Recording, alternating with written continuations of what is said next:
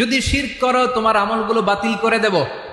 কিয়ামতের দিন আখিরাতে তুমি হবা খাসিরিন, লুজার, গেইনার হবা না, সব আমল বাতিল। যদি শিরক করেন, নামাজ বাতিল, হজ বাতিল, রোজা বাতিল, তেলাওয়াত বাতিল, সব বাতিল যদি শিরক করেন।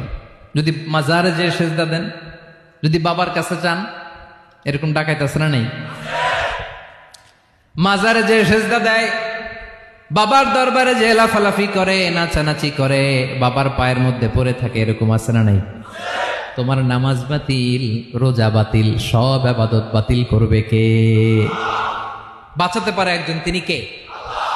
আবার বিশ্বনবী হাদিসে কুদসিতে বললেন, আল্লাহ বলেন, ইয়া ইবাদি লাউ আন্নাকুম আতাইতানি ইয়াউমাল কিয়ামাতি বিকরাবিল আরদি খাতায়া, কিয়ামতের দিন পুরো জমিন পরিমাণ গুনার বস্তা নিয়ে যদি তুমি আমি আল্লাহর দরবারে হাজির হয়ে যাও, আর ওই গুনার বস্তার মধ্যে যদি শিরকের গুনাহ না থাকে, তাহলে পুরো জমিন পরিমাণ ক্ষমার বস্তা নিয়ে আমি আল্লাহ তোমার কাছে হাজির হয়ে যাব।